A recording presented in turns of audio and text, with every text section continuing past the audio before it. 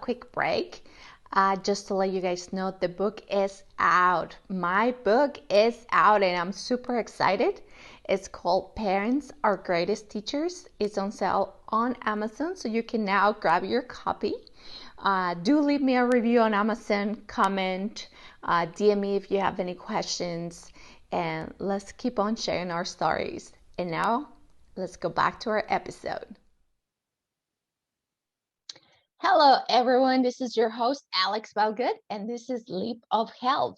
And today we have Ann Cravens. She's one of our guests for our 10-part series that we're doing, Healing to the Path of Success. Welcome. Thank you so much, Alex. Yes, thank you for being here today. I'm so excited. So let's start with you telling us a little bit about your story and how your healing has changed your life. Okay. So we'll reel it back to my childhood. I had, I would say, poor health as a child. And it started with, I had chronic bronchitis. Every cold would turn into this deep cough in my chest, and I was constantly going to the doctor. I just felt like wintertime, I was just sick from fall all the way through winter, through the school year, and back and forth. And my parents would say, "Oh, you just picked up another bug," you know. And then when I was 12, I started having pain in the back of my leg, which we ended up finding was sciatic nerve pain. I had a narrowing in my spinal canal and a deteriorating disc, which they later called degenerative disc disease. So I was dealing with all this stuff. And on top of that, I was watching my mother, who was depressed. And I didn't know the definition of what that was at that point. Or the label of depression. It's just she was sleeping a lot. She was emotional. She cried a lot. And so my sister was at school, my dad was at work, and I'd be home with my mom in this state of depression. And she'd tell me to go play with my toys or to go outside and play, find something to do. While she, like I say, she napped a lot. And I became kind of independent at that point, maybe even withdrawn, you could call it, shy, those types of things. And as time went on, my health didn't get better. As a young adult, I was constantly, again, going to the doctor. I was carrying cough syrup with codeine in my purse to work because I didn't have enough sick days to stay home to take care of myself. And it was just an ongoing thing. It was I was just accepting that I had this poor health, kind of like what my mom had. I was watching her health spiral as I was a young adult. And when I was 28 years old, she'd been sick for 16 years. When I was 28, she got really ill. She came to my home one weekend. I was supposed to be getting married that weekend, and she accidentally overdosed on her medications that night. And we found her the morning that we were supposed to have the ceremony. And that changed my life. It changed everything. When you lose mom, right? I don't know how many people out there listening have lost a parent, but for me, I reevaluated everything because here she was the one that taught me everything I knew. She taught me how to tie my shoes. She taught me how to hold a fork. Everything. So I kind of backtracked and thought a lot about her life, what I had observed. And there was a key moment that had stuck out in my head with her. I must have been about 8 years old. And the family, we were all in the van coming home from work, coming home from town. And it was late at night. And my parents were having an argument in the front seats. And my sister and I were in the back. They thought we were sleeping, right? And my mother very emotionally proclaimed that the dysfunction was going to stop with her. She wasn't going to pass it to her children. And what she meant by that, it was the abusive child she had from her father. She had an alcoholic father that abused her mother and verbally abused the children, etc. So that was kind of her demon that she had been dealing with. And she had come to the realization that it was affecting the children, right? And she proclaimed in that moment that she wasn't going to pass it on. And what I know now as a holistic therapist, that was a moment where she really held on to the discord and the dysfunction herself. Didn't, so she wouldn't release it to us, but therefore she held it within her. And she didn't release the pain. She didn't go through the therapies that would get it out of her so she could live a healthy life. So in a sense, she internalized the pain, and it manifested in intestinal stuff for her: ulcerative colitis, Crohn's disease, things like that. Eventually, when they came up with a name for fibromyalgia, they gave her that label as well. And so it was this kind of a chaotic growing up for me around all this instability, emotional instability, and chronic illness. So with that said, when she passed, I realized I didn't want to go down that road. And I already was having bouts with prescription drug medications for my spinal problems and whatnot. And I decided that I wasn't going to do that. I was going to find natural means to take care of the aches and pains in my bodies, the emotions, the discord that I was feeling myself. So at that point, I like to say I went cold turkey, and I stopped all prescription medications. I stopped all over-the-counter medications, even things like Tylenol and ibuprofen. I had to stop taking everything. And I also, at that time, I realized that a lot of my emotions were being affected by outside input. And in the aftermath of her death, I was watching a movie one night, just, trying to recoup myself. And when I got to the end of the movie, I realized I was exhausted from just watching a movie. And what had happened was the movie had taken me through a whole slew of emotions. It was from excitement to love to sadness to horror to tragedy to, and back to happy. And it was just like a pinball machine of emotions that I went through in a 2-hour time frame. And I realized, oh gosh, that just really wore me out. Now, is there ever a time in the natural world and in like regular life where I would go through that many emotions in that short of amount of time? And I really couldn't think of any occasions or a day that I would have even half those emotions.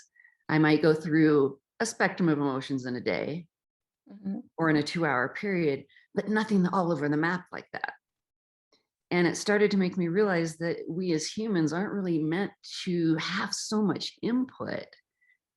And so I started turning things off. I turned off the TV, movies, video games. I changed my music from kind of the old tunes I'd been listening to forever. Oh, those old good ones. And ones from relationships and this and that. So when I put them on, oh, that was with so-and-so. And oh, that was this horrible thing or this good thing. And I realized that I couldn't just listen to the music. I was singing along, saying the words, feeling the emotion of the words. So when I started turning off all of that stuff, I'd start bringing little bits back in. Like I started putting on instrumental music or yoga music that was in Sanskrit. So I didn't know what they were saying. I knew it was peaceful, but I didn't understand it at the time. So what that did is it gave me space to kind of breathe, for one, and figure out what thoughts and emotions were mine and what thoughts and emotions were coming in at me. And so that was the beginning of it for me. Yeah. I like that you're talking about this. I feel like we go through life sometimes like absorbing all these exterior things, or we live so hard into like, oh, that song, like, the heartbreak, and or the movie like so horrific. I feel like with all this technology that we have as you said, we go through all these emotions in 2 hour frame, and Mhm. it's like super insane, especially if you're an empath where you're actually absorbing all this Yes. good or all these bad or whatever it is that you're going through. You're putting yourself through a whole crazy emotions, and I think this happened a lot on 2020 when COVID um, came on the news and everybody was glued to the TV, Yes. and all this negativity. I mean, news are great, but not to watch them like 24/7, because now we're exposed to all these sadness and craziness and negative feelings that can really affect us. I don't think like we think about this too much, or we stop and think about it like, oh, wait a minute, I've been watching all this negative news for 5 hours. It took trauma for me to stop and look at it. It took a smack in the face. Whoa, your mother just got tragically taken from you. Are you going to look at your life? Mhm. And that started, me trying to find other stuff. And I fell into massage therapy. I became a deep tissue therapist, discovered yoga, became a yoga instructor, um, opened a wellness studio eventually, things like Reiki, BodyTalk, all kinds of modalities. And the common thread being ways to move the energy out so it's not stagnant in us, and also to develop healthy boundaries. So when we're stronger on the inside, this more robust energy, we have this like a buffer between us and the outside world. In traditional Chinese medicine, they call it the Wei Qi, and it's this little energy field around us that is an interface between us and the outside world.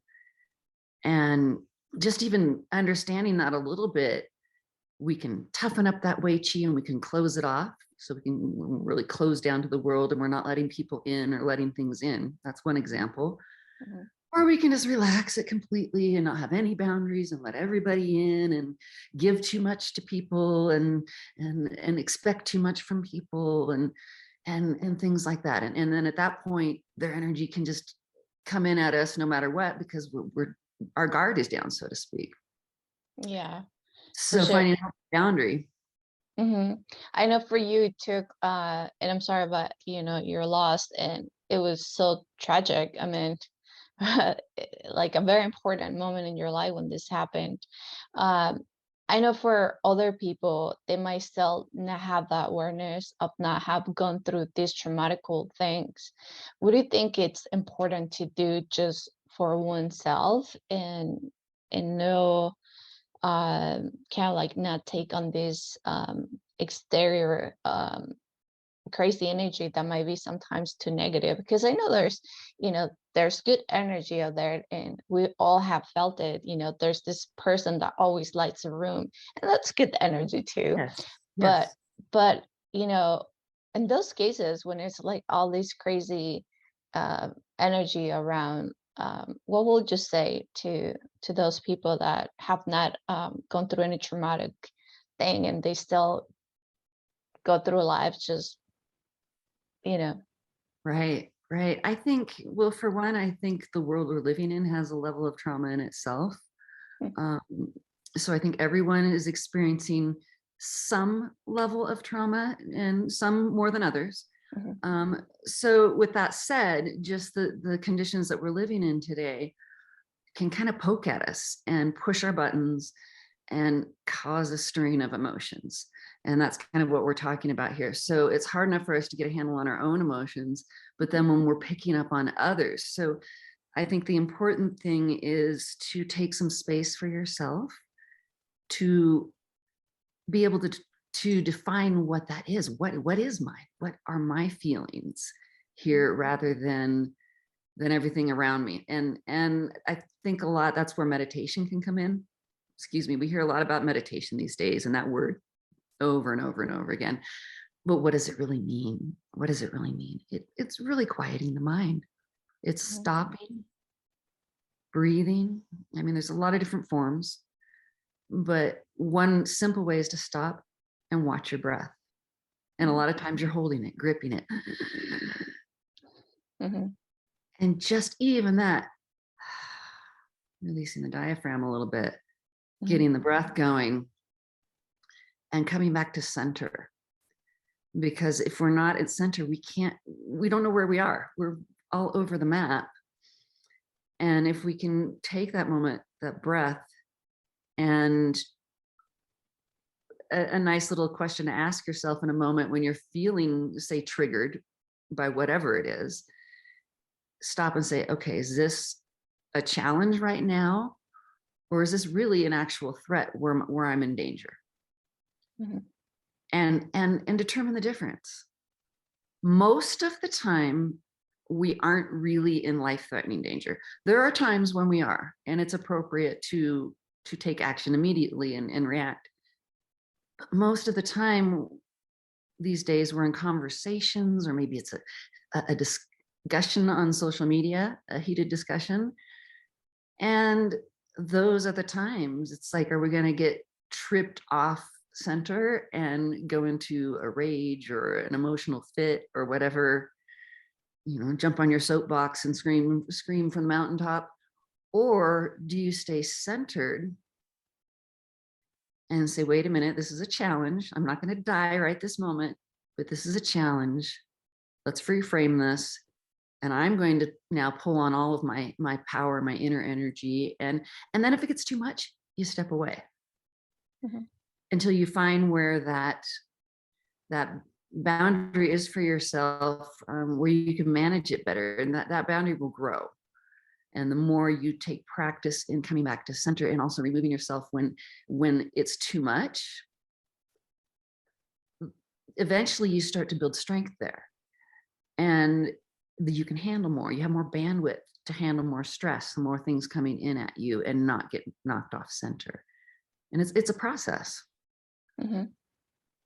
It's a process. Yeah, for sure. Going back a little bit on what you were talking earlier, and it just brought back to me when your mom wanted to stop all these generational trauma that she has encountered. How important do you think it's actually, because that chain kind of like stopped with your mom? It did, in a sense. Mm-hmm. I still, obviously I took on some, those impressionable years up to what they say age 6 is where we're really recording everything. And then beyond, we're trying to integrate it. Mm-hmm. But I feel that, I don't know, in watching her, she didn't have an outlet for it. So when she made that, it's a good thing to say, hey, I'm not going to pass this to my kids.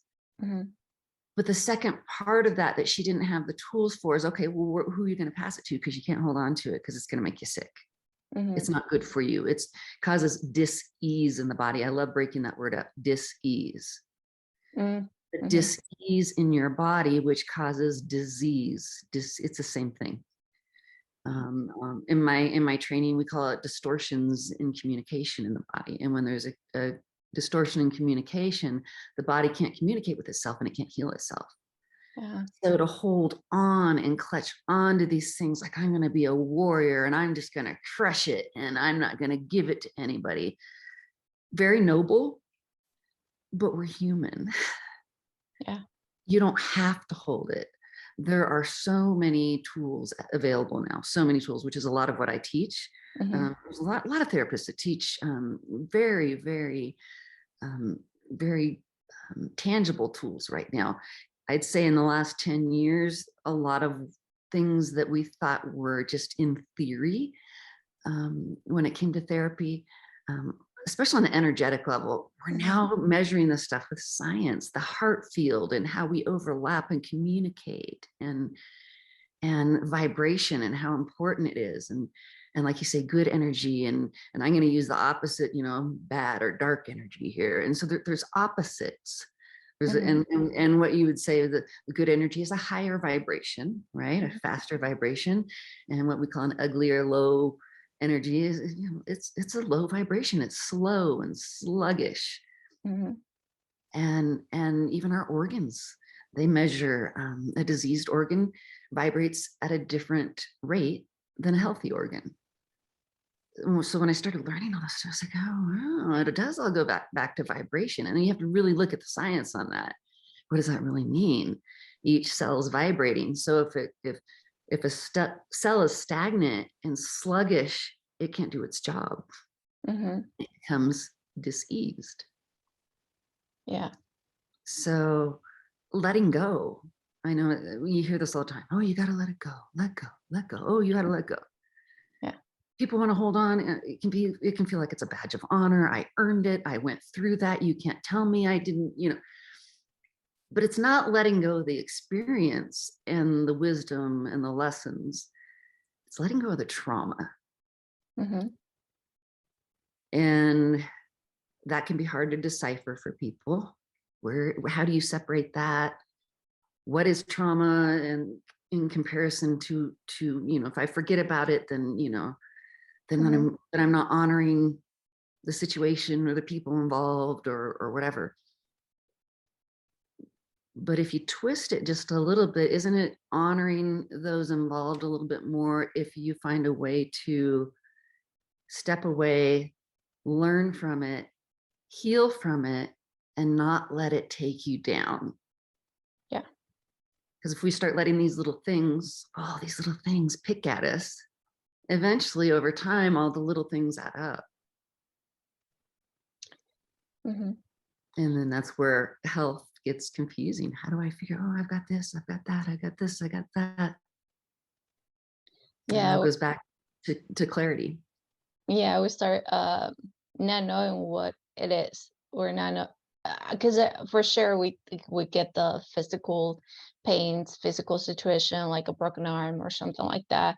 But definitely a lot of our illness is, as you said, is a dysfunction that you know our mind or feelings are disconnected from our physical body, and now they're unable to heal. I know you mentioned you are a holistic practitioner, and I'm sure you had a lot of mentors in your lifetime. How Mhm. important is to have your mentors, since we go through so many things? And I'm not saying I know a lot of people might said, I could probably, I could do it myself. I don't need anyone. But how Right. important are mentors in just in life in general and on our professional life too? I think a lot of what we're talking about, with all of the emotions and the input that we have, it can be a whirlwind of Mhm. stuff going on at any given moment. And when we're in the middle of this tornado of stuff, it's Mhm. hard to see the landscape. So when you go outside of yourself to a practitioner, so to speak, like you say, I've done many times. Mhm. Many modalities have shaped my path. But when you go to someone else, they're not in it, and they can see it in a different way than you can, and they can point to different things. Um, Therapists such as I am in the BodyTalk system, we've actually been trained to ask questions from your body through muscle testing to Mhm. highlight areas of the body that want to speak up, so to speak, and so to speak, body talk, right? That's the name of it. Your body Mhm. wants to talk. Your body is talking to you. So helping you recognize that what your body's saying through these symptoms, Mhm. and then highlighting those things. There's different procedures that we can do to direct energy and move things in the body so that the brain and the head starts looking at things better, the brain and the heart, the brain and the gut Mhm. start focusing on the communication breakdowns, going, oh, okay, well, let's fix that communication problem. And then things start communicating better. And then we go to the next step. It's like, okay, well, now what wants to speak up? Oh, now you do. The kidney wants to speak up, or the lungs, or maybe your left eye. Who knows? These things need to communicate. They're having a hard time. And so as we find these priorities in the body and help things relink and communicate, then the body can do what it does, heal itself. That's our innate wisdom. That's what we do when we can communicate. When you cut your finger, you don't have to sit there and tell it to heal. You clean it, put a Band-Aid on it, and your body heals it, as long as your immune system is working, right? But then we go back to stagnation and disease. If it's not functioning, that's when we see cuts heal slower for people. So we could go back and forth and on and down the rabbit hole on this one. I wrote a lot about it in my book, and really our belief systems are very powerful. So if we can shift our belief systems, then our physical body follows. But then the stumbling block people get into is, how do I change these ingrained belief systems, even though they want to? And again, it goes back to a lot of these therapies that we now have, techniques, different ways of waking up communication. Yeah, for sure. How important do you think in our path of healing it's storytelling? Storytelling. I think there's a balance there. I think that it can be really traumatic to have to go down the road of retelling the story in all horrific detail. It can be helpful to sometimes do that in therapy and sometimes necessary. But to have to keep going back and keep going back and keep going back and keep going back and reliving it can sometimes be really hard for people. So to be able to again address these things with more advanced modern therapies that we have now, rather than some of those old school ways where we had to rehash it, is a lot more easeful on the body. Does that make sense? Yes. Point to what you're asking. I don't know if I came back around that all the way, but what are some of the these modalities that people can actually take advantage for their process of healing? There's several now that embrace quantum physics, which is the new science right now that's moving and has moved into healthcare. It's not fully embraced yet in all realms, but the quantum theory and tools. BodyTalk is the one that I do. What is it? There's Bruce Lipton speaks of another something K. Gosh, I can't remember right now. There's a lot of things dealing with the energy in the brain, reestablishing neural pathways, acknowledging the heart brain, the gut brain, and different ways of working it in. People may have heard of things like EMDR, EFT. It involves tapping, eye rolling. Tapping, yes. Yeah, so those types of therapies. So the tapping is huge. I think people have really, they started hearing about it on podcasts and things like that over the last few years. And BodyTalk system uses tapping to implement. So that is one of the pieces of it. But there are a lot of things. And the tapping concept in EFT, it's meridian tapping. The meridians of Chinese medicine and opening the flow. There's all kinds of different aspects of it. But with that, we're the tapping in itself is it sends like a pulse through the fascia. So people are like, well, I don't know, tapping, what the heck is that doing? It sends a pulse or a wave, a tsunami of energy through the fascia. So the fascia surrounds every single cell in the body. It's like a crystalline structure. So when you do this tapping, it's this pulse of energy that goes through every single cell and updates those cells immediately. So just a little bit of kind of the sciencey side of that is how is this tapping even happening? And in BodyTalk, we tap over the heart, we tap over the brain and the head, the brain and the gut, and over these body parts, waking them up to what's going on. So when I do a session with someone, we come up with what we call a formula using the muscle testing. And then once we've determined this formula, these places that want to reconnect and old traumas that want to release or whatever it is, then we tap it out, so to speak. And we tap on the three brains and say, hey, look at this formula. Let's put it into action. And the body starts moving. So the cool thing about a lot of this stuff now is it was kind of a woo-woo, new agey, whatever, it's kind of, I don't know if that stuff really works. Well, now we are measuring it in the laboratories. They're measuring the energetic fields. For example, with the tapping and body talk, if I just were to walk up to you right now and just start, okay, I think you need this, this, this, this, and this, and then start tapping on you, your body would just go, okay. And maybe I would guess something right, and maybe it would do something, but it wouldn't really kick into action.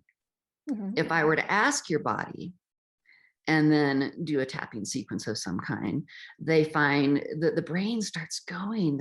All this activity in the brain and neural pathways start firing. And so it's a lot different, the measurements of the activity that they find, whether we're actually working with the body and asking the body, or if we're just imposing our will upon it, so to speak. Yeah, I love that. As you said, now these modalities that at some point people were like, oh, I don't know, it's kind of weird, or I don't know, it's not like medicine, like they give you a pill and pain is going to go away or things like that. I really love that there's a lot of um, industries that are actually testing all these modalities, and they're finding out that they actually scientifically prove that they work, as tapping, Reiki, vibrational healing. They call it sound baths are also great. All Mm-hmm. these modalities that you could find pretty much anywhere where people lives, and they can use it for healing purposes, and it's just so amazing. Mm-hmm. They've even now say that they know where intuition is, in the insula cortex. So Right. all this like, oh yeah, the dismissal of intuition for so long. Yeah. No, it's a real thing. It's just you have to hone it and train it, and it's a delicate art, just like playing professional football, or I don't know if that's delicate, but it's an art. Yeah, it's definitely something to like a muscle, right? I see it Yeah. like a muscle. Intuition, it's one of those that the more you practice, the more aware you become, and the better you go about your life. How do you feel success? How does that feel to you? I know you've gone through uh, a long journey through, to get here now. How does that feel to you? How do you think this is it, or is it something that you will be working on and continue to go? I think life is a continual journey. I had many bouts with things beyond my mother's death, including a Mhm. husband that I lost to cancer.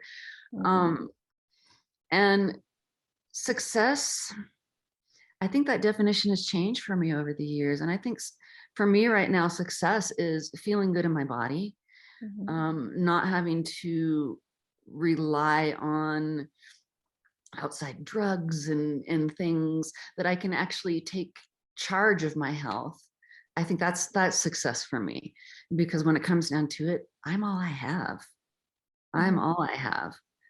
And if I want to feel good, this is another concept for me. If I want to feel good 10 years from now or 20 years from now, if I think my shoulder hurts today, what about 10 or 20 years? I better take care of the shoulder now, because it's Yeah. not going to do anything but get worse, this shoulder injury. If I don't do things like I do yoga exercises for it, and resistance bands and things like that to tend to my physical body, because if I don't tend to my vehicle, it's going to break down just like your car would. Mhm. And I need my vehicle to last as long as I can, because I don't know. I watch people that are older than me, and I'm sure you hear the tape too. Is, oh, don't get old like me. You're just gonna hurt.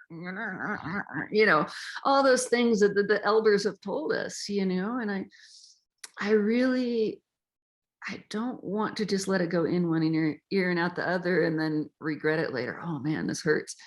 So it's a daily practice, Mhm. dealing with with the hand I was dealt, with physical stuff in my body, and keeping myself in balance so that I don't spiral down with my health. Yeah, for sure. And I think also, I feel like we need to reframe a lot of the things that we have listened to, like since we're little, like what you just said, when you get old, everything hurts. I think we need to reframe that and be like, no, we can be older Mm-hmm. and still have a really good physical body that will take us to be older than that. And And we can heal things. We don't we have to can just settle. exactly. I think that whole thing, especially specifically with that thing of like getting old, I think we need to definitely reframe that in our minds and our souls and our feelings, everything, that no, we can get to be older and be physically fit, physically good, Right. mentally good in our hearts. Um, it doesn't have to, like, we don't have to change who we are, how we feel, and all that just because we're older. I think Right. if anything, we should feel a little bit better, wiser, and still know that we can give so much more. I touch a little bit on that in the book too. There's a term now that I discovered they're using, inflammaging. And so Hmm. how our inflammation adds to the aging process, and all these studies they've done Right. about how we think about our age, and loneliness studies and this and that, and how that affects our longevity. So Yeah. it's very interesting. Yeah, for sure. That's one thing that we need to rephrase now. Right. It's so important. Yes, for Mhm. sure. One more thing. What is one thing that one of your mentors either taught you or show you that has stuck with you and that you will carry with you forever? Mm. Everyone is my teacher. I'm going to give a shout out to my yoga teacher, Sherry, right now. And those times when the world is pissing you off, and just somebody just did something that's horrible, you're angry at somebody, that person's your teacher for the day, or that circumstance is your teacher in the moment. Mhm. And sometimes you have teachers you like, sometimes you have teachers that you wish would go away. Yeah. But when you're in those moments where you just wish that teacher would go away, that's typically the universe pushing you really, really hard to get the lesson. Hmm. So that's where we got to step back. Why am I pushing at this? Why do I not like that so much? Oh, it's because they did this. And no, that's not why. Yes, Hmm. that happened, but why? How can you look at this differently and not get such an over it, not get so wound up about it? How can you step back and look at it from a different perspective that's healthy for you? Hmm.